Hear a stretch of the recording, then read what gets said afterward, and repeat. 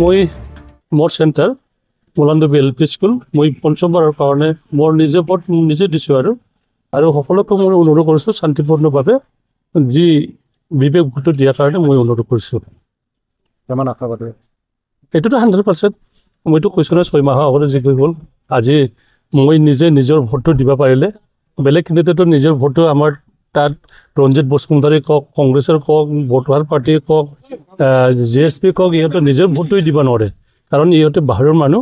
ইয়াৰ কাৰণে বিবেক ভোটটো মই বিচাৰিছোঁ। আৰু ৰাতিপুৱাৰ পৰাই ভোট গ্ৰহণ মানে কেন্দ্ৰত মানে বহুত ভিৰ দেখা গৈছিল। মোক সকলোৱে ভাল পায় আৰু সকলোৱে ভাল পোৱাৰ কাৰণে সকলো মানুহ ইয়াত আহিছে আৰু চবেই ভোট দিব।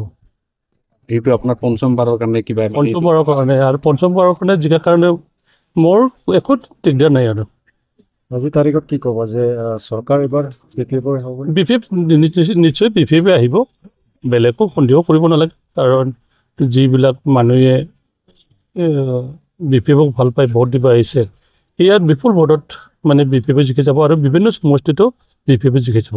একক সংখ্যাগৰিষ্ঠতা লাভ কৰিবলৈ লাভ কৰিব এবাৰ। মানে যোৱাবাৰ কয়েকটা ভুল আছিলে, মানে BTR একৰৰ কাৰণে ভাবিছিলে মানুহবিলাক বড়ো ৰাইজক পাইছে বুলি ভাবিছিলে। এবাৰ চবে গম পাল ইহঁতৰ মানে মিছা কথা কোৱা, সদায় মানে মিছা কথা কৈ আহি থকা 5 বছৰটো এইটো গম পালে ইয়াৰ কাৰণে সকলো মানে ভোট নিদিয়ে। Thank U.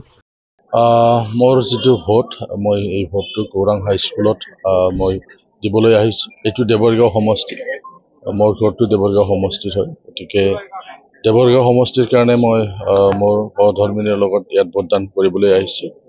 প্ৰথমতে মই অনুৰোধ কৰিব বিচাৰিছোঁ যাতে আমাৰ আজিৰ দিনটো সকলো কেন্দ্ৰতে আমাৰ যি 40টা সমষ্টি আছে তাতে যাতে শান্তিপ্ৰিয়ভাৱে আমাৰ ভোটদানটো যাতে হৈ যায়, তাৰ কাৰণে মই সকলোকে আহ্বান জনাইছোঁ।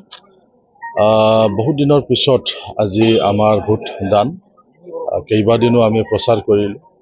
এতিয়া আমাৰ জনপ্ৰতিনিধিক নিৰ্বাচিত কৰিব সমষ্টিবাসী ৰাইজে, কোন দল কোন পাৰ্টি। গতিকে মই ভাবোঁ যে আমাৰ দেৱৰগাঁও সমষ্টিটো ৰাইজে চিন্তা কৰিব যে প্ৰমোদ বড়োৰ যিটো চৰকাৰ আহিব, এই চৰকাৰত যাতে আমাৰ ৰাইজেও যাতে থাকিব পাৰে। দেৱৰগাঁও সমষ্টিটো বহুত উন্নয়ন কৰিব লগা আছে। গতিকে মই ভাবোঁ এই সমষ্টিটো আমাৰ UPPL দলৰ পাৰ্টীকে ৰাইজে ভোট দিব বুলি মই আশা